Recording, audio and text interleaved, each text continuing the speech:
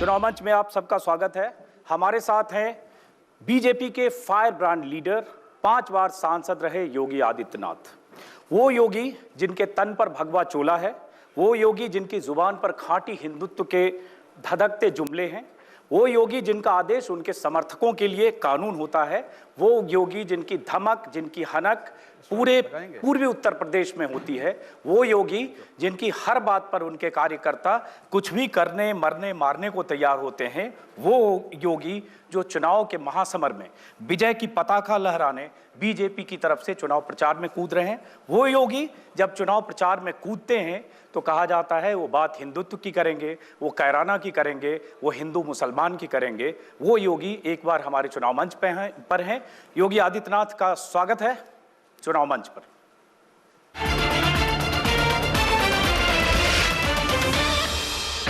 पश्चिमी उत्तर प्रदेश में पहले दौर का चुनाव होना है, इसलिए योगी आदित्यनाथ पहले दौर के चुनाव में पश्चिमी उत्तर प्रदेश के दौरे कर रहे हैं।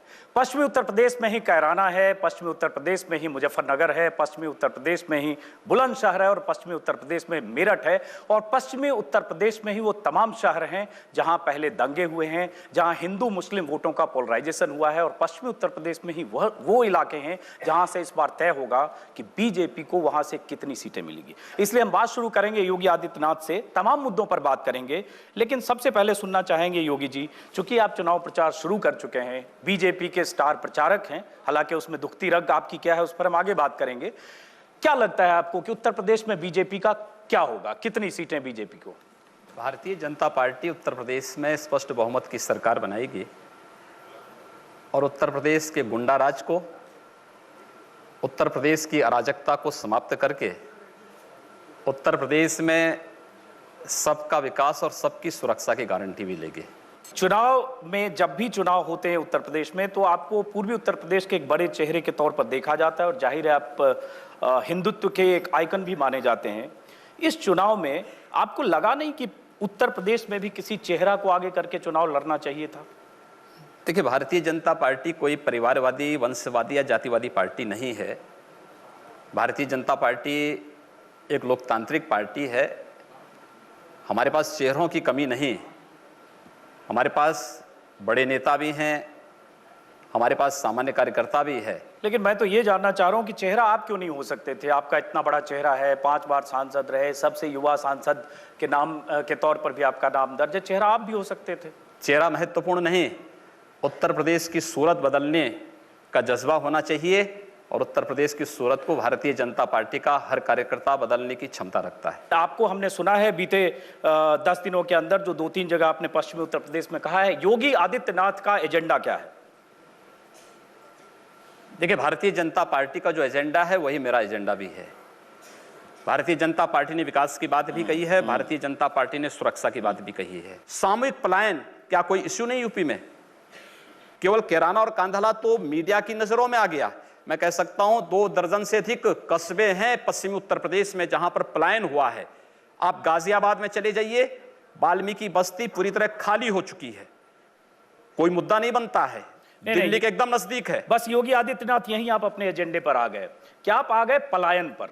और पलायन पर कैराना को मीडिया ने मुद्दा नहीं बनाया योगी जी, कैराना को मुद्दा हुकुम सिंह ने बनाया जो बीजेपी के सांसद थे, संगीत सोम ने बनाया और अब आप लोग बना रहे हैं। तो आपके लिए उत्तर प्रदेश में मुद्दा फिर वही कैराना मॉड्यूल है कि आप पलायन को मुद्दा बनाएंगे? आपने अभी पश्चिमी उत्तर प्रदेश की अपनी रैली में कह दिया कि पश्चिमी उत्तर प्रदेश की स्थिति कश्मीर जैसी हो जाएगी अगर सपा की सरकार आएगी और 1990 से तुलना करें। तो आप एक तरह से बहुत डरावना माहौल चुनाव के पहले बनाना चाह रहे हैं, हिंदू मुस्लिम के बीच ध्रुवीकरण की कोशिश करके, डरा कर। मैं एक जनप्रतिनिधि के रूप में जनता को यह भी नहीं बता सकता हूं कि आपकी सुरक्षा पे सेंध कौन लोग लगा रहे हैं, कौन लोग हैं। आखिर कश्मीर की घटना एक दिन में एक दिन में घटित नहीं हुई। 19 जनवरी 1990 एक दिन में नहीं हुआ। 19 जनवरी 1990 को आने के पहले इसी प्रकार के संगठित अपराध ने पूरे कश्मीर को रौंदा है। सरकारें आंखें बंद करके, जैसे समाजवादी पार्टी और बहुजन समाजवादी पार्टी उत्तर प्रदेश के अंदर मौन थी, मौन है, वैसे ही कश्मीर के अंदर की सरकारों ने भी वही मौन धारण किया हुआ था, उनको संरक्षण दिया।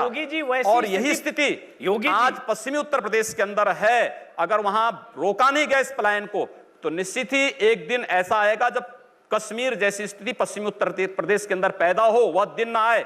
हम लोगों की नैतिक जिम्मेदारी बनती है कि सत्ता बाद में आएगी, पहले उनको सुरक्षा के प्रति आगाह करें, और वही काम हम कर रहे हैं। योगी आदित्यनाथ, बस यही जो आप बात कर रहे हैं, पश्चिमी उत्तर प्रदेश में जो स्थिति है उससे कई गुना बढ़ा चढ़ाकर आप बोल रहे हैं। कैराना में कुछ लोगों ने घर छोड़ा, लेकिन कैराना नहीं, 25 शहर, मैं दावे के साथ कह सकता हूं 2 दर्जन से अधिक ऐसे कस्बे हैं और दर्जनों गांव हैं। आप जाइए वहां थोड़ा मौके पे जाके। नहीं, दर्जनों गांव हैं तो वो तस्वीर और वो कहानी तस्वीर है ना, मौके पे जाइए आप। नहीं तो आपके सांसद सिर्फ कैराना की बात कर रहे थे, संगीत सोम कुछ इलाके की बात कर रहे थे। अब योगी आदित्यनाथ मैं तो गाजियाबाद बोल रहा हूं, लेकर पहुंचे अपने, गाजियाबाद बोल रहा हूं, मैं मुरादाबाद आपको बोल रहा हूं, मैं मेरठ आपको बोल रहा हूं, आप देवबंद और उसके आसपास के क्षेत्रों में चले जाइए, आप बरेली में चले जाइए, सब जगह लोग छोड़कर चले गए। हर जगह लोग व्यापक स्तर पर पलायन हुआ है।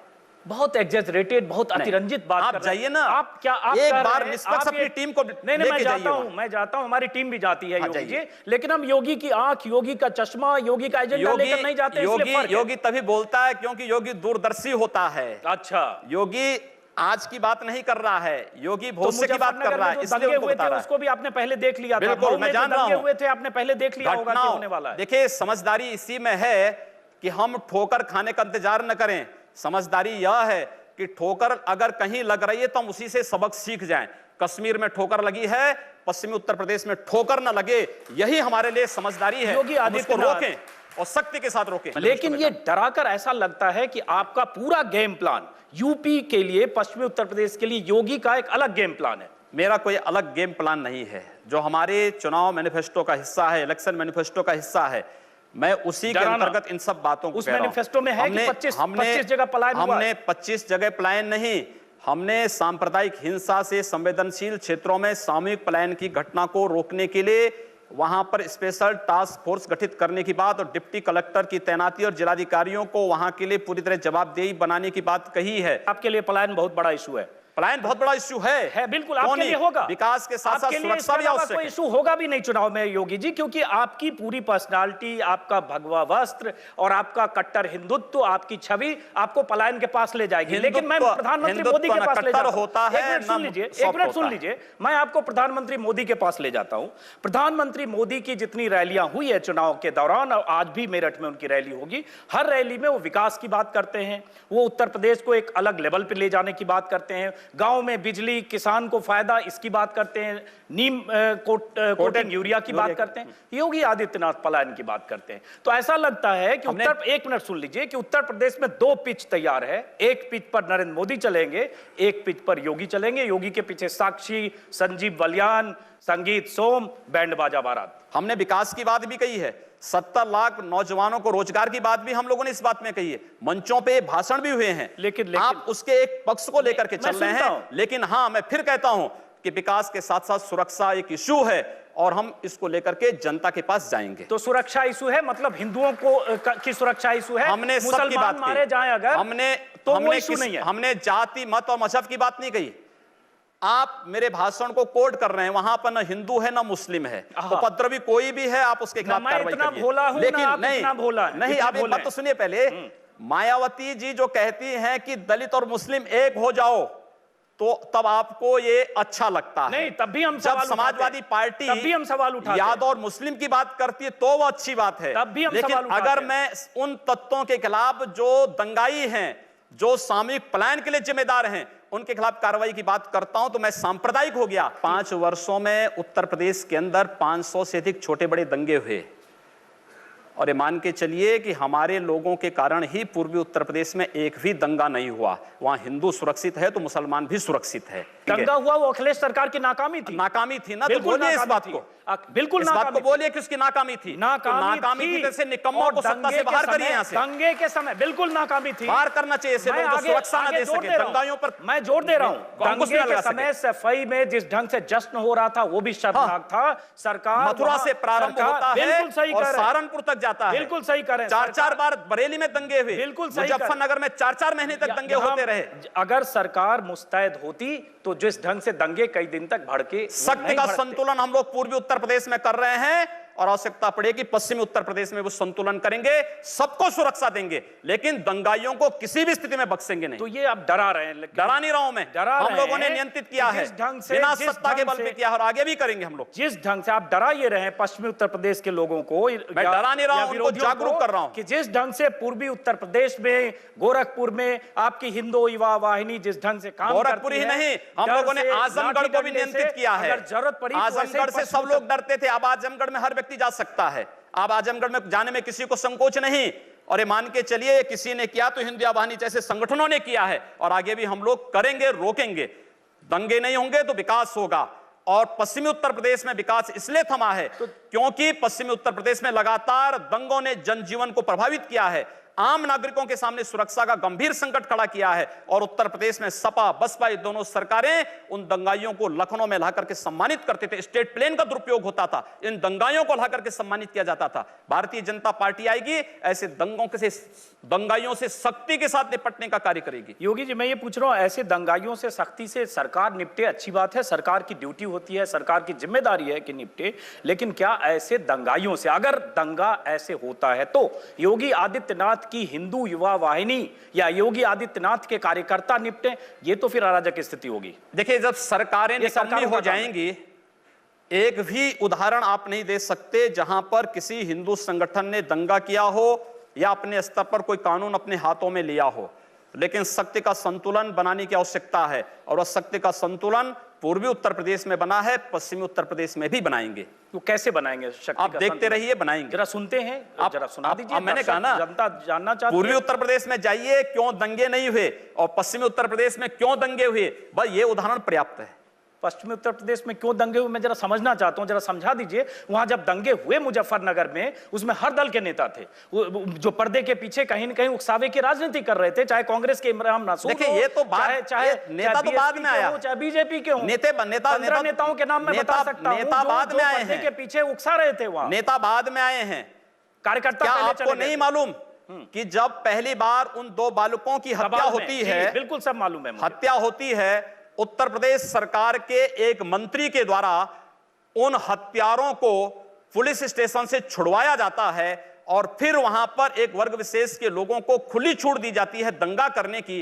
और स्वाभाविक रूप से दंगा होगा, एक पक्षीय मार शुरू होगी तो दूसरा पक्ष हाथ पे हाथ धरा हुआ बैठे नहीं बैठ सकता। चलिए, वो काम सरकार का है। दंगा हुआ, हुई, लगातार हुई। आपके इल्जाम में आंशिक या पूर्णतः सत्यता है, इसकी जांच सरकार का जिम्मा है। और ये सवाल उठे हैं, आपने जिन मंत्री का नाम नहीं लिया, लेकिन हाँ ऐसे सवाल उठे हैं। लेकिन सवाल उठता है, ऐसे हालात अगर कहीं बनते हैं, उससे निपटने की जिम्मेदारी, मैं फिर कह रहा हूं, सरकार की है। जब सरकारें निकम्मा हो जाएंगी योगी तो आदित्यनाथ जनता को खड़ा होने का अधिकार नहीं होनी चाहिए। जनता को खड़ा होने का अधिकार है, अपनी सुरक्षा के लिए जनता को भी खड़ा होने का अधिकार है। सरकारें निकम्मी हो जाएंगी तो इसका मतलब आप जनता को उकसा रहे हैं? उकसा नहीं रहा हूं, अपनी सुरक्षा के लिए उनको सावधान कर रहा हूं, जागरूक कर रहा हूं। यही इसी बात को कहते हैं कि गर्व से कहिए हम हिंदुस्तानी हैं। आपके कहने से नहीं बोलेंगे, हम लोगों की आत्मा कहती है।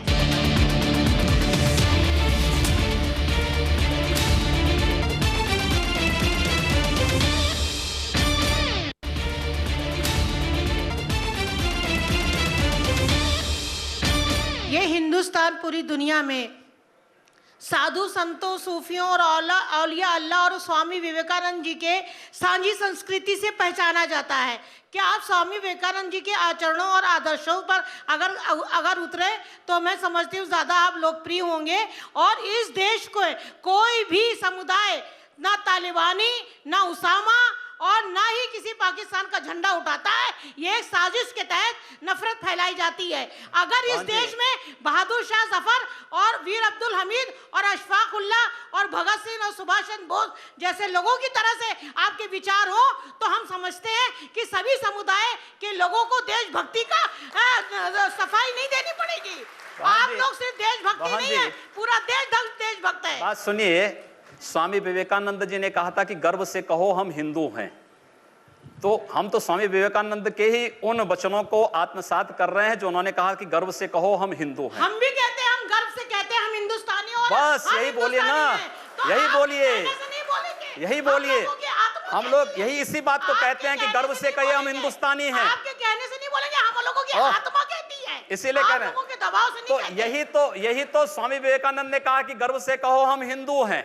और अगर वही बात मैं कह रहा हूं तो इसमें बुरा मानने की बात कौन सी है? योगी जी, वो मुसलमान जो हिंदुस्तान में रुके बंटवारे के बाद 1947 के बाद, वो डेमोक्रेटिक सेटअप में रहना चाहते थे, वो नहीं रहना चाहते थे इस्लामी सेटअप में, और उन्हें अपने राष्ट्रवादी होने पर बहुत गर्व है, और हमें किसी से सर्टिफिकेट की क्या जरूरत? हम तो रुके अपने इस डेमोक्रेटिक सेटअप में, और हम चाहते हैं कि हिंदुस्तान आगे बढ़े, हमारा भारत आगे बढ़े, तो उसमें बांट के तो आप भारत को पीछे ले जाना चाहते हैं। आप बहन जी बहुत अच्छी बात कह रहे हैं, और मुस्लिम है। अपने मौलाना और मौलियों को समझा पाते कि 3 तलाक के मुद्दे पर भी इस प्रकार का फतवा जारी करते, बहुत अच्छा होता। मैं क्षमा चाहूंगी, मुस्लिम औरतों के तलाक का मुद्दा आपका मुद्दा नहीं है, ये हम लोगों का मुद्दा है, देश का मुद्दा है। आप पूरे देश की महिलाओं देश का मुद्दा है। आप पूरे देश की महिलाओं के आरक्षण की बात करिए, उनको राज्यसभा में, विधानसभा में अरे पहुंचे। वो मिल ही और स्वामी जाएगा, विवेकानंद जी वो ने तो कहा मिल ही था, जाएगा। मुझे दुख होता है कि लोग धर्म को व्यापार बना रखा है, जिस ये तरह व्यापार व्यापारी नहीं है। अपने लाभ और हानि के लिए लड़ता है, इसी तरह धर्माचार अपने प्रचार के लिए लाभ और हानि में लड़ते हैं। ये जो है ये व्यापार नहीं है। मुल्ला और मौलियों को समझाए कि 3 तलाक के मुद्दे पर फतवा जारी करें और एक बड़ी मुस्लिम आबादी को न्याय दें। आप इस तरह के इश्यूज ना उठाइए मेहरबानी से। ये वो वक्त आ गया है कि आप देखें कि मुसलमान, औरतों का क्या मुद्दा, मुसलमान खुद मर्द भी एजुकेशन में कितने पीछे है। ये बात उन दलों को समझानी चाहिए जो मुसलमानों को केवल आजादी के बाद वोट बैंक बना करके रख दिए हैं। योगी जी से मैं सहमत हूं कि आप जो सवाल इनको कह रही हैं, ये उठाएं मुसलमानों की गरीबी, गुर्बत और इसकी बात, वहां जो पार्टियां जो मुसलमानों को सदियों से, दशकों से वोट बैंक समझती है, वो पार्टियां भी वहां मुसलमानों के सिर्फ वोट बैंक समझती है, उनके विकास की बात कम करती है। चुनाव में रमजान के मौके पर, ईद के मौके पर टोपी लगाकर मुसलमानों के साथ तस्वीरें खिंचवाते नेता भी मुसलमानों का भला नहीं करते हैं।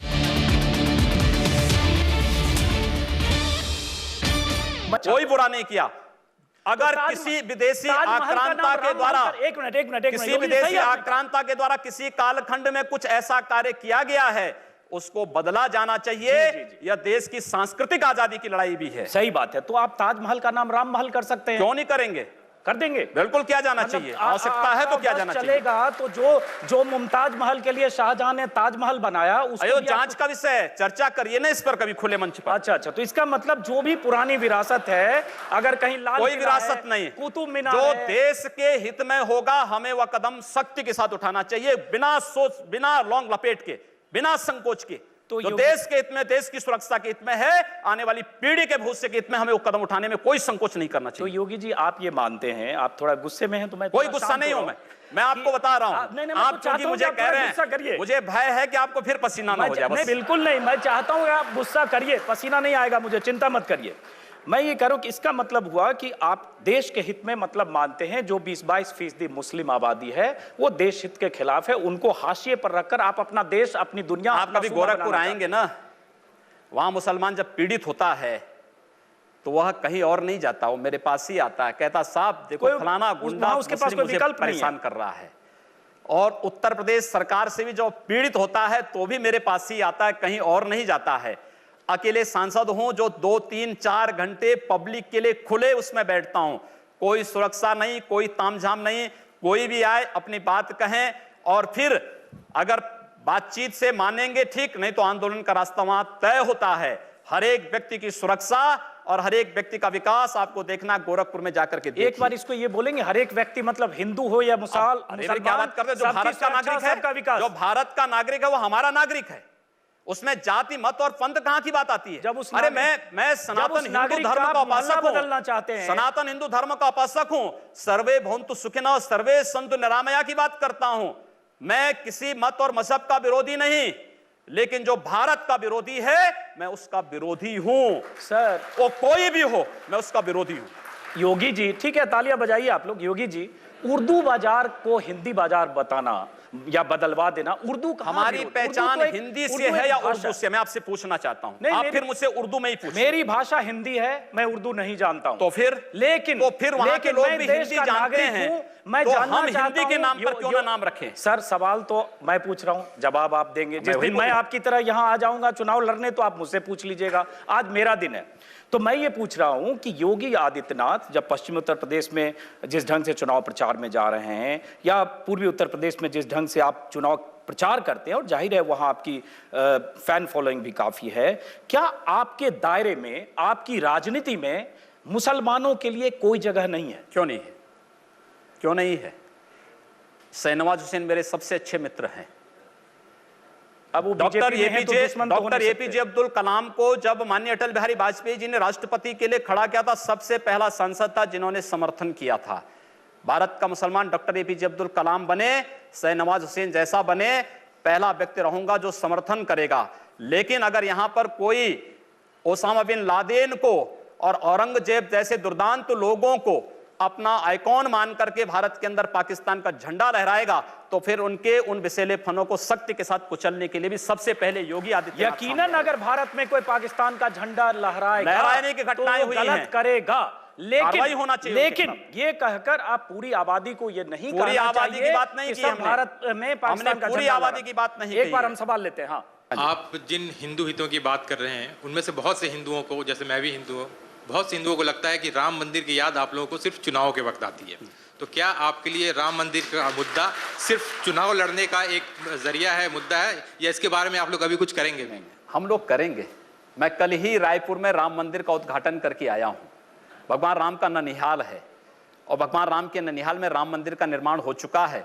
और ज्योतिषीय जो गणना है वो ये बताती है कि भगवान राम के ननिहाल में मंदिर का निर्माण अयोध्या में राम मंदिर के निर्माण का मार्ग प्रशस्त करेगा। लेकिन योगी जी जो उन्होंने सवाल, लेकिन तारीख नहीं बताएंगे। मंदिर भी बनेगा और समय आने पर तारीख भी बताएंगे। लेकिन योगी जी ये जो सही कहा, उन्होंने सवाल पूछा कि राम मंदिर की बात चुनाव के ठीक पहले होने लगती है। जैसे अभी चुनाव की तारीखों का ऐलान हुआ, केशव मौर्य जो प्रदेश अध्यक्ष हैं, उनकी तरफ से आ गया कि उत्तर प्रदेश में बहुमत की सरकार दो तो राम मंदिर बनाएंगे। जैसे बहुमत की सरकार मिलके सब 2/3 विधायक जाकर वहां सीधे मंदिर बना देंगे।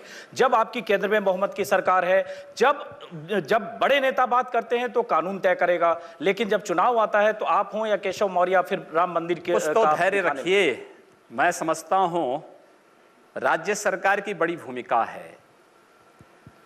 1986 में जब अयोध्या में राम जन्मभूमि का ताला खुला था, तो कोर्ट ने राज्य सरकार से पूछा था कि लॉ एंड ऑर्डर को आप बना पाएंगे। राज्य सरकार ने लिख के दिया।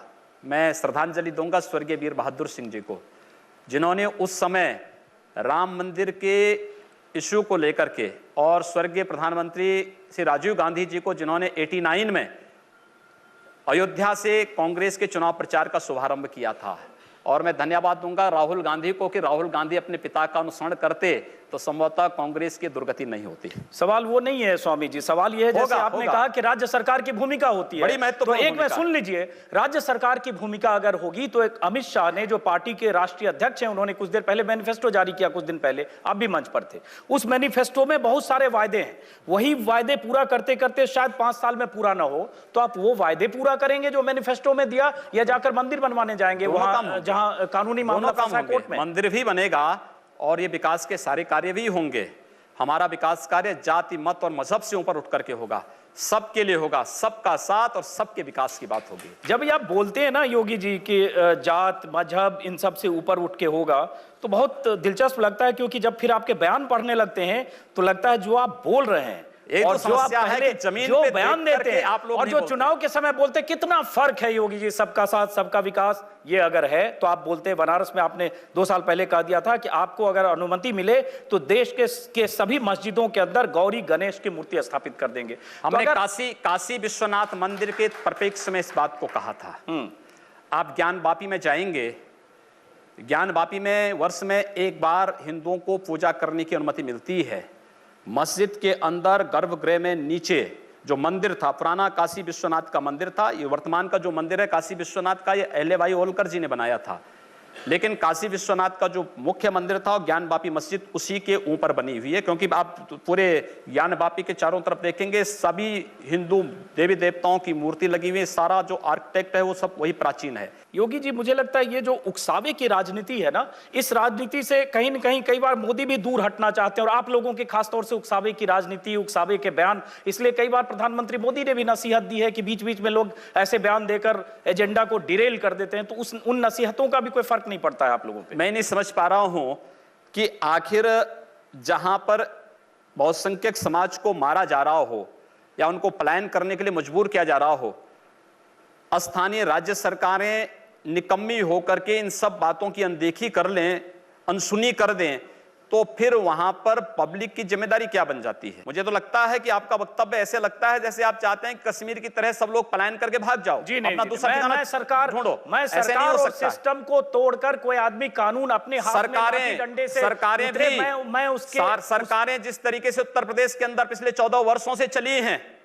आप कोई व्यवस्था लागू करते हैं, कहते हैं कि साहब कन्या विद्याधन लागू करेंगे, लेकिन साहब नहीं मुस्लिम कन्याओं को मिलेगा, हिंदू कन्याओं को नहीं मिलेगा। हम विकास के लिए पैसा देंगे, कब्रिस्तान के लिए पैसा देंगे, आखिर शमशान घाटों के लिए दे दो। ये सब नहीं कर रहे हैं आप। इसको सेकुलर कहते हैं। और अगर हम कहते हैं कि सबको दो, अगर शमशान घाट नहीं, सबको दो नहीं कहते। वही मैं कह रहा हूं ना, फिर वही मैं कह रहा हूं, नहीं कहते ना। उत्तर प्रदेश की पिछले 14 वर्षों की सरकारों की पूरी नीतियां ही सांप्रदायिक रही हैं। एक भी बार मीडिया इस पे क्यों नहीं बोला है? इस पे क्यों नहीं बोला है? नहीं, वो तो यानी कब्रिस्तान को पैसा मिले और शमशान घाट को ना मिले, कन्या विद्याधन मुस्लिम कन्याओं को मिले लेकिन हिंदू कन्याओं को ना मिले, एक भी बार क्यों नहीं आपने इस पे उंगली उठाई? अगर सरकार ऐसी बेईमानियां करती है तो वो भी गलत है। की है, इसका जवाब अखिलेश, मैं कह रहा हूं ना, की है, पूछना चाहिए था आपको अखिलेश यादव से इस बारे में। वो अगर ऐसी कोई सरकारें करती वो भी गलत है। और योगी जी आप भी एक तरफा जब करेंगे हिंदू, मैं एक तरफा नहीं कर रहा हूं, वो भी हमने कहा हम अहिल्याबाई कन्या विद्या योजना के अंतर्गत स्नातक तक की शिक्षा सभी बालिकाओं को देंगे। सभी बालिकाओं का मतलब जाति, मत और मजहब कहीं नहीं आता है। हमने कहा सबका विकास होगा, हमने कहा सबका साथ होगा। अगर हम सबकी समृद्धि और सबकी सुरक्षा की बात करते तो हम सांप्रदायिक हो गए। और अगर आप दलित मुस्लिम एकता की बात कर रहे हैं या यादव मुस्लिम एकता की बात कर रहे हैं तो वह सेकुलर हो गए। अच्छा, ये दोहरापन समाप्त होना चाहिए। योगी जी एक सवाल मैं जनता से लूंगा, लेकिन आपने सबका साथ सबका विकास अच्छा जुमला है और प्रधानमंत्री मोदी का भी नारा है, लेकिन सबका साथ सबका विकास में 371 सीटें उत्तर प्रदेश में बीजेपी बांटती है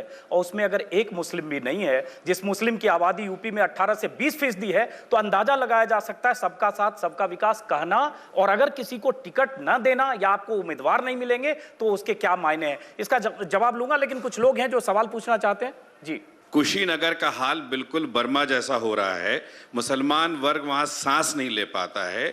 तो आप किस तरह के काम करने में, और जिसको हम माफिया कहते हैं, वो भी यही जस्टिफिकेशन देते हैं रॉबिन हुड वाला कि साहब सरकारें चीजें नहीं पहुंचा पा रही, हम अमीरों से लूट करके गरीबों को दे रहे हैं, उनको संरक्षण दे रहे हैं। इन दोनों में फर्क क्या है? देखिए, कुशीनगर में जिस प्रकार के तत्व हैं, आपको मालूम है कि आईएसआईएस से जुड़े हुए तत्व भी कुशीनगर में पकड़े गए। और अगर आप उसका समर्थन करते हैं तो मैं इसको बहुत दुर्भाग्य हम नहीं, ये भड़काई नहीं, हम लोग डेलीगेशन पिछले साल लेकर गए हैं योगी जी। ऐसे गरीबों को देखिए, हम लोग वहां जा चुके हैं। ऐसे गरीब मुस्लिम परिवार बच्चों को कहीं से कोई नहीं, गलत बात कर रहे हैं। मैं देखिए, कह रहा हूं ना, आप जो आदमी है वहां पर जो मजलूम है वो आईएसआई नहीं हो सकता है। आप वहां पे पाकिस्तान का झंडा लहराएंगे, आप वहां पाकिस्तान का झंडा लहराएंगे तो इस चीज को कोई स्वीकार नहीं कर सकता, कोई नहीं स्वीकार कर सकता इस चीज को।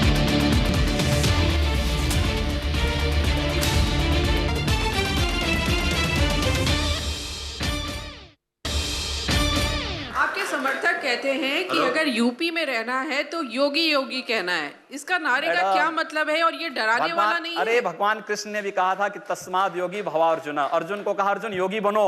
अगर प्रदेश का हर नागरिक योगी बन जाएगा तो प्रदेश का कायाकल्प हो जाएगा, विकास भी हो जाएगी, सुरक्षा भी हो जाएगी। आपसे एक सवाल यह है कि हमारे भारत देश की नींव अखंडता, यूनिटी इन डाइवर्सिटी, चाहे संविधान हो उसमें सब में लिखा हुआ है। क्या आप कभी कोई ऐसा कदम उठाएंगे जिससे हिंदू मुसलमान एक साथ होकर भारत देश की प्रगति में कुछ कर सकें? ये बड़ा गंभीर सवाल है। हमारे द्वारा उठाए जाने वाला हर कदम यूनिटी के लिए है, इंटीग्रिटी के लिए है और इस देश के एक अच्छे फ्यूचर के लिए है और वह कार्य भारतीय जनता पार्टी कर रही है। चलिए, बहुत बढ़िया। अब इस पे मैं क्या कह सकता हूं, योगी जी ने कह दिया कि जो कुछ बोलते हैं यूनिटी के लिए बोलते हैं, जो कुछ करते हैं यूनिटी के लिए करते हैं। पश्चिमी उत्तर प्रदेश में पलायन की बात करते हैं, यूनिटी के लिए करते हैं। गोरखपुर में मियां बाजार को माया बाजार, उर्दू बाजार को हिंदी बाजार, ये सब यूनिटी के लिए करते हैं। लेकिन चलिए, योगी जी हैं, अपनी बात करें। योगी आदित्यनाथ, एक बार फिर एक सेकंड फिर सवाल ये उठता है कि मैं जानना चाहूंगा, इस बार मैं चाहूंगा थोड़ा दिल खोल के बताएं कि आप पूर्वी उत्तर प्रदेश में जितने लोगों को, अपने कार्यकर्ताओं को, अपने उम्मीदवारों को, अपने नेताओं को, जितने लोगों के लिए टिकट चाहते थे, क्या उन सबको टिकट मिल पाया? कितने लोगों को टिकट चाहते थे? मैंने किसी के लिए कोई टिकट की मांग नहीं की है। एक फाइनल सूची में मैं स्वयं भी बैठा हुआ था और जो भी कार्यकर्ता हमारी मेरिट में खरा उतरता था, हम लोगों ने प्रयास किया कि उसको टिकट मिले और टिकट उन लोगों को दिया गया है।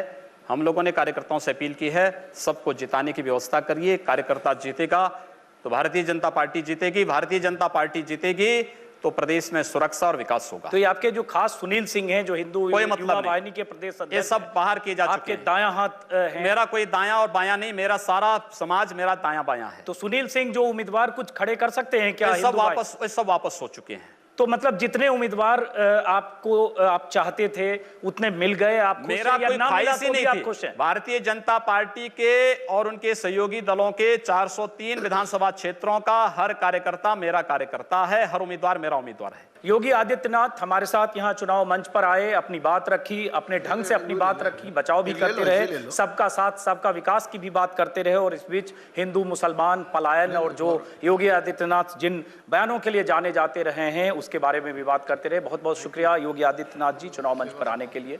धन्यवाद। शुक्रिया।